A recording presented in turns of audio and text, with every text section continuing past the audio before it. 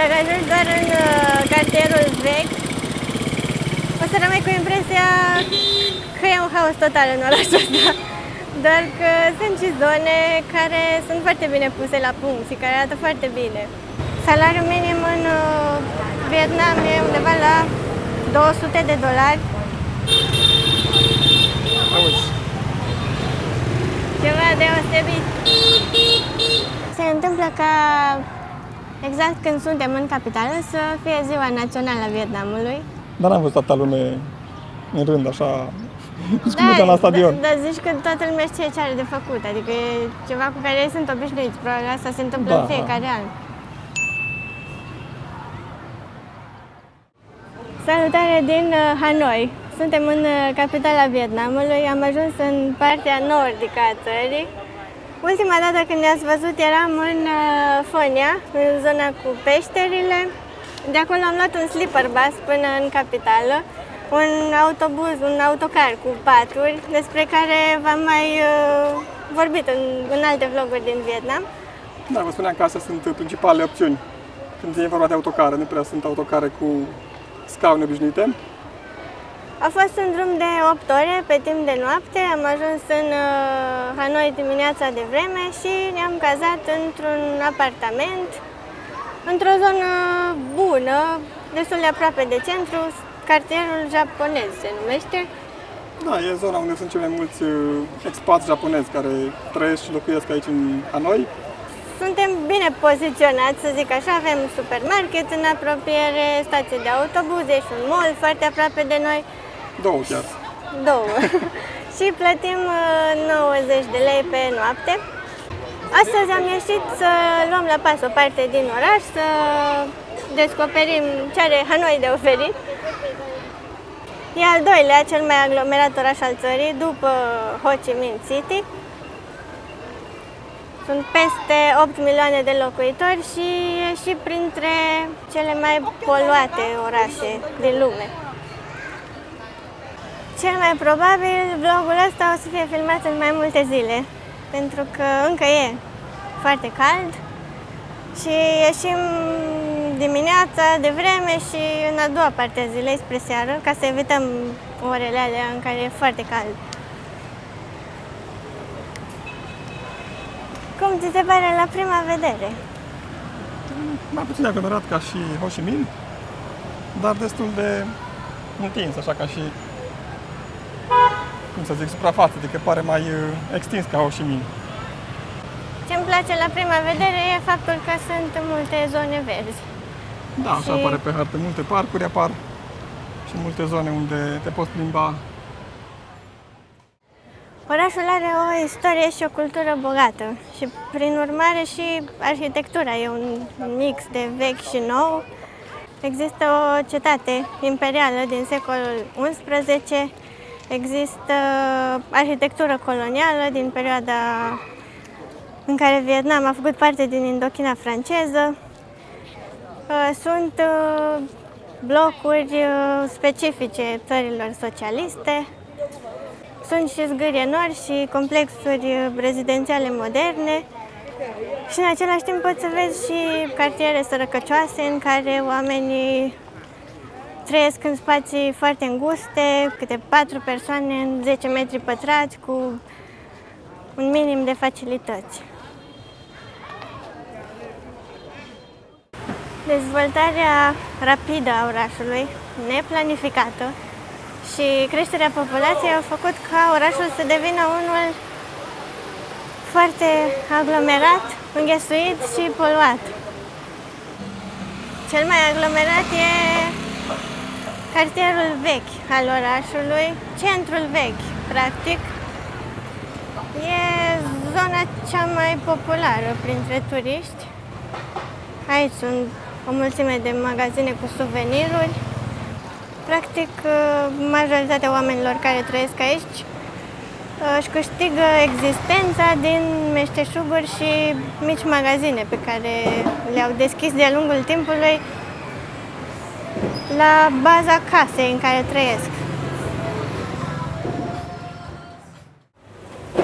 Casele de aici sunt foarte înguste ca și fațadă și înalte, 2-3 niveluri, doar că sunt adânci, adică sunt lungi și de multe ori au două intrări, să zic așa. Poți să intri de pe străduța asta pe care suntem noi acum și să ieși pe o altă străduță care e paralelă.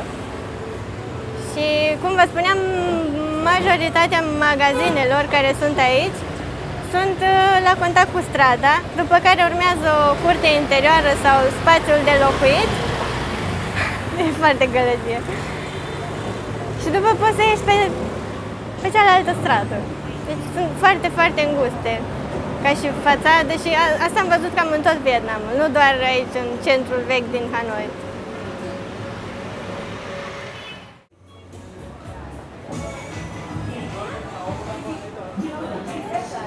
Nu știu cât de îngustă e strada asta. Și mai circulă și scutere pe aici.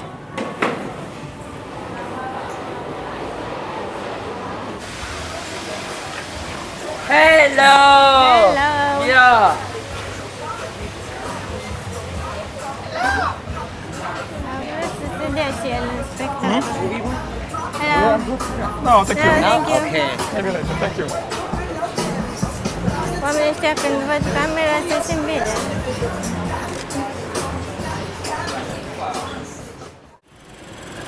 Dacă ajungi doar în cartierul vechi, o să rămâi cu impresia că e un haos total în orașul ăsta. Doar că sunt și zone care sunt foarte bine puse la punct și care arată foarte bine. Dar are și centrul vechi farmecul lui.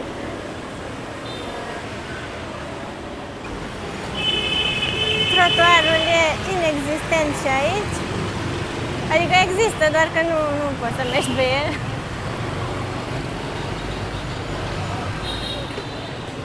Și cred că deja ne-am obișnuit să mergem prin aglomerație, pe stradă, printre oameni, printre scutere.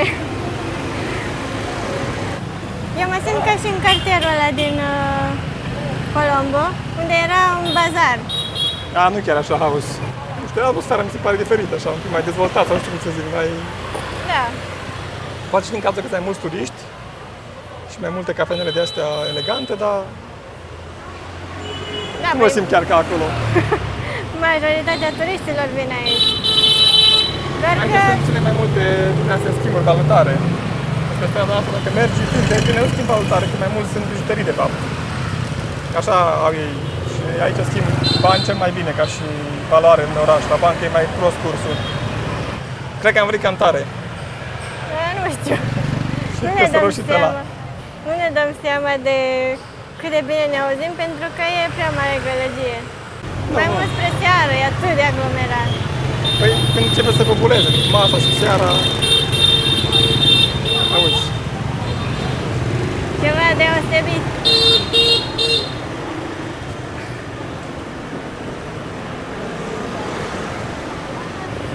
Hai să mergem în partea cealaltă. Vietnam, să de Hanoi. No, Ah, thank you. No, thank you.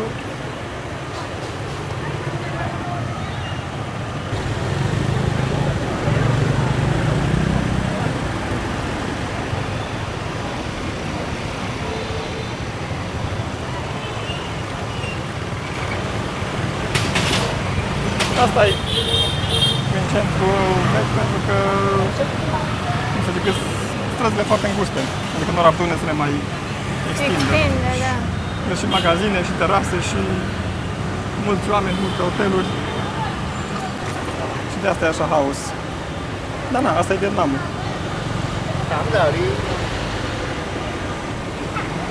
Eu cred că așa au fost și casele astea la origini, știi? Înguste, dar doar în partea de jos. Și după ei au tot vrut să se extindă și n-au mai avut unde. Și atunci da. au tot Se vede că construit deasupra.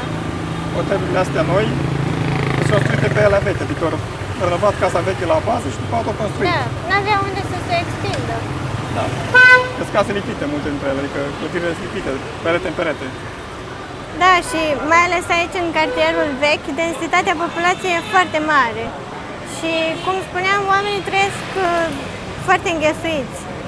De exemplu, tinerii nu se mai pot muta în altă parte, pentru că nu-și permit. Salariul minim în Vietnam e undeva la $200 și cel mediu undeva la $600-700. Și atunci, spre exemplu, un cuplu de tineri la început de drum nu pot să își permite să se mute într-un alt apartament și aleg să locuiască cu părinții și bunicii. Și de asta au ajuns să trăiască foarte înghesuiți acum.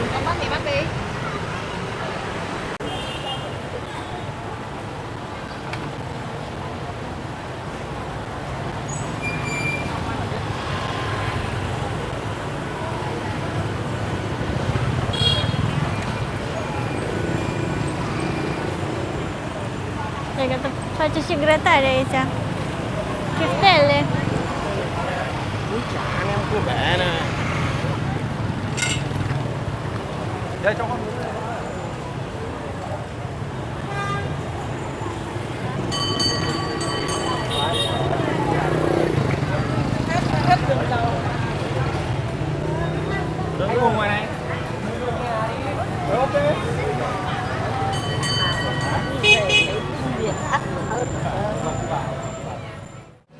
Tot în cartierul vechi din Hanoi există și poate cea mai populară atracție turistică din oraș.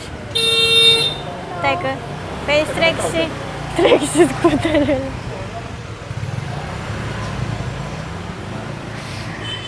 Această porțiune de cale ferată, ce e cu ea și cum a ajuns să fie așa? Ideea e că a fost construită de francezi prin secolul XIX și pe atunci nu erau clădiri aici. În timp orașul s-a tot extins și s-au tot construit spații de locuit și acum calea ferată a ajuns să fie exact printre casele oamenilor, foarte aproape de clădiri.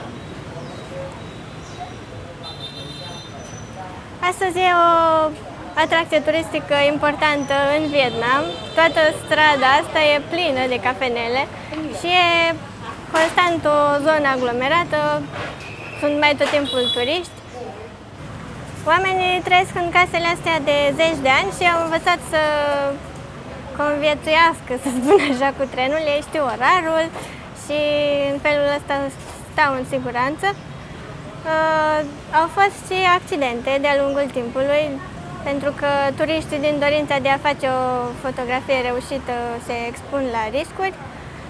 Și din ce am văzut, există o porțiune unde calea ferată e mult mai dreaptă și parcă și clădirile sunt mai apropiate, porțiune care e închisă și n-ai voie deloc să mergi acolo. Mai înainte am fost acolo și ne-a fluierat un polițist. E un semn mare cu interzis și n-ai voie să mergi pe acolo decât dacă te duci și îți iei o cafea la o cafenea.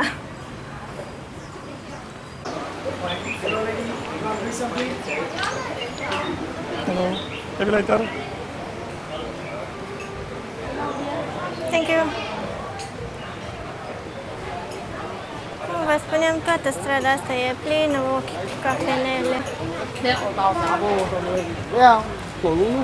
Oamenii din asta câștigă. Cele mai populare rute printre turiști sunt Hanoi Sapa și Hanoi Haiphong. Deci dacă mergi din Hanoi într-unul dintre orașele astea, poți să treci printre casele oamenilor cu trenul. Poți să te și cazezi pe strada asta. Da, eu prima oară când am căutat cazare în Hanoi și am zis că stăm doar câteva zile, așa mă gândeam. Tu te gândeai? Da. Păi dar de câte ori trece trenul pe aici, mai dormi? Sau nu trece noaptea? Noaptea parcă nu trece, dar era ideea că erai foarte aproape și vedeai atmosfera de sus, din balcon. Bine, tu practic mai vezi plafonul trenului Da. de sus, că rămâne foarte puțin spațiu între tren și ziduri. Oamenii ăștia sigur n-au știut că o să se ajungă să fie așa. Ce n-au? Nu cred că s-a așteptat nimeni să ajungă tot așa. Păi da, a fost o chestie promovată ocazional până a devenit ceva emblematic pentru Hanoi. Uite, doamna asta care are ceva pe cap. Să văd și Niște suveniruri gogoși. aici. Da, poți să și mănânci aici, pe lângă faptul că poți să bei cafea vietnameză, care e super bună și noi care nu bem cafea am început să o cam bem zilnic. Doar că nu mai stăm acum la cafenea pentru că deja e seară și dacă bem la ora asta nu mai dormim. Acolo în față, dincolo de stradă, începe sectorul drept, de care vă ziceam, unde parcă și clădirile sunt mai aproape de calea ferată. Și până acum câteva minute era o barieră. Și acum s-a deschis și nu înțeleg care e ideea. Deci până la 5. Păi da, dar nici trenul n-a trecut. Pentru că nu trece trenul acum. Și atunci care e ideea? Nu știu de ce nu lăsa să trecem și țipa la noi. Ne-a fluierat instant. E grijă că...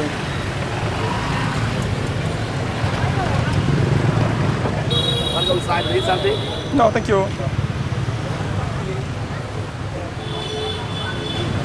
Deci asta e sectorul drept. Aici sunt mai multe luminițe, parcă. Da, da. Păi e mai spectaculos că e partea unde calea ferată e dreaptă.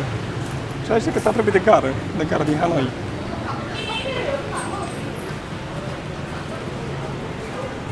Dar aici chiar arată drăguț.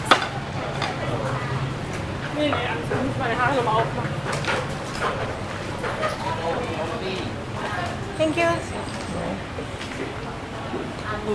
Îmi dai seama că înainte cred că arăta foarte rău aici zona asta de case vechi și de când a devenit turistică s-a renovat, arată bine. Da, și o sursă de venit pentru oamenii de aici, că la parterul fiecărei case e câte o cafenea sau un restaurant. Și sus te poți caza la unele. Doar că probabil sunt foarte mici camerele. Că și clădirile sunt foarte înguste, după cum v-am mai arătat și în alte zone din cartierul vechi. Se pare tare, nu? Da.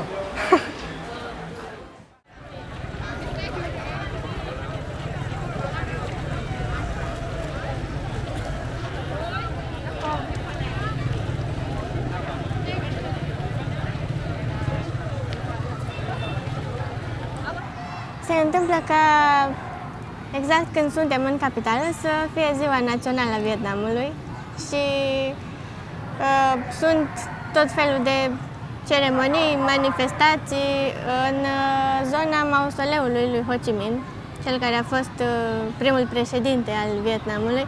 Practic asta se sărbătorește, independența Vietnamului. Se comemorează momentul în care Ho Chi Minh a citit declarația de independență, a declarat independența Vietnamului. Da, în piața Ba Dinh sau așa. Da, piața Ba Dinh, care e exact în fața mausoleului, a locului în care e înmormântat Ho Chi Minh. De fapt, nu e un mormânt, e practic locul în care se află corpul îmbalsamat. Deci, poți să-l vezi dacă vizitezi mausoleul. Și în spatele nostru este un mare șir de oameni din care noi am ieșit. din care noi am ieșit. Inițial am vrut să mergem să vedem dacă are loc vreo paradă militară, lucruri care se întâmplă de ziua națională cam în orice țară. Doar că nu știm exact ce se întâmplă, n-am găsit multe informații pe internet, un program ca să știm exact ce se întâmplă. Adică știm că e o paradă, am văzut poze Da. și filmări din anii trecuți, dar nu știm la ce oră. Și am intrat și noi în mulțime, am zis că venim în piață, eram la cât? La 8 eram deja, Da, la 8 eram la intrarea în piață și ne-au redirecționat cumva într-o altă parte și atunci... e totul foarte bine organizat, nu te poți abate de la traseu și dacă vrei să ajungi în locul în care e mausoleul, în piața Ba Dinh, trebuie să urmezi tot șirul ăsta de oameni care ne-au ocolit în jumătate de oraș. Nu chiar jumătate de oraș, dar Da, da. m-am dus în grădina botanică. Da.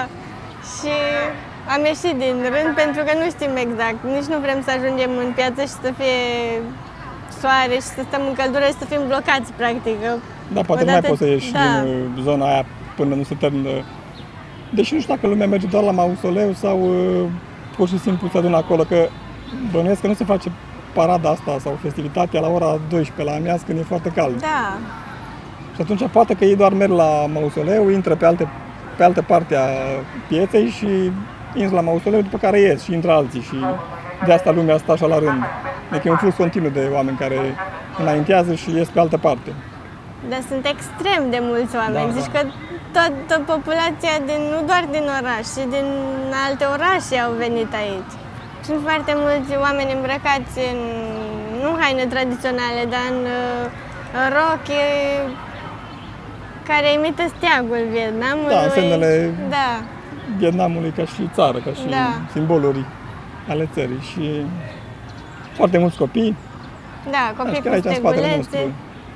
Deci Se gândiți-vă vede. că de când vorbim și de când am plecat, e un flux continuu de oameni. Sunt și câțiva străini, am mai văzut străini care mergeau și tot așa ziceau că vor să vadă care e experiența, pentru că n-am mai luat parte la așa eveniment în Europa. Doar că nu e clar ce se întâmplă, adică dacă am ști că mergem undeva și vedem ceva, am întrebat aici pe un polițist, dar nu ne-am înțeles în oamenii engleză. vorbesc engleză și atunci nu, e foarte greu. Am căutat pe Google și în vietnameză să încerc să găsesc ceva, dar nu... Și oamenii când am coborât din autobuz, ne apropiam de zona asta, ne întrebau că Mergeți la Ho Chi Minh? Da. Toți făceau Ho Chi Minh.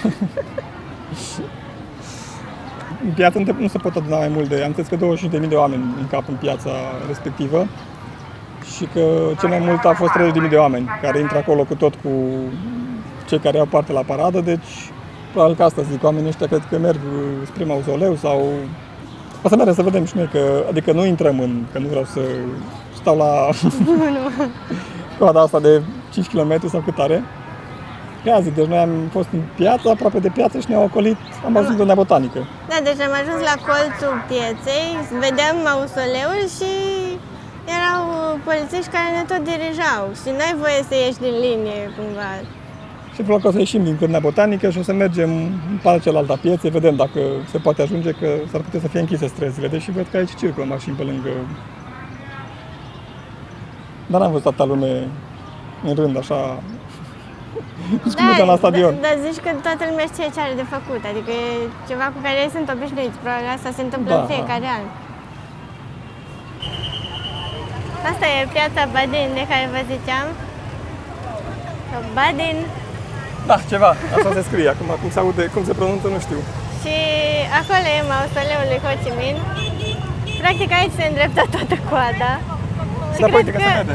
da, intră acolo în clădire și probabil aduc omagiu. Da, și practic ocolești toată Cârnea Botanică și pe acolo prin piață ca să ajungi la mausoleu. Deci faci un ocol de vreo 2 km. Asta vorbeam mai devreme cu Lau, că ei chiar sunt patrioți. Să mergi atâta prin căldură și Da, și stai, că dacă mergi... de dimineață, Da, de da. la primele ore, de la 6. Da, nu știu dacă a cu fost ceva copii. paradă sau nu, că acum nu mai e nimic aici, Da. adică alt eveniment, dar e plin de lume. Da, toată lumea își face poze cu stegulețe. Plin de copii. Și foarte mare trafic. Mai mergem în față. Da.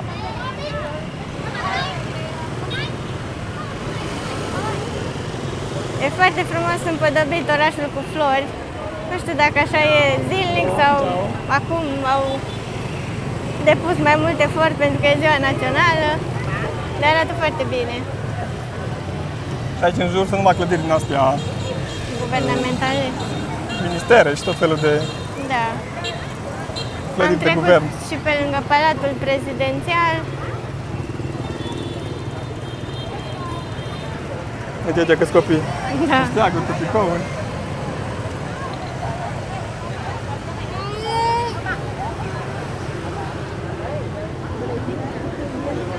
Madam,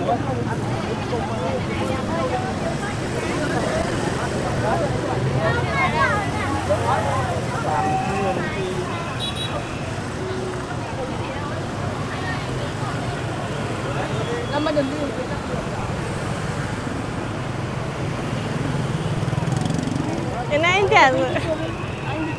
Ce-a poză, fata? A, și tu de asta Uite, e? mică, în spatele tău.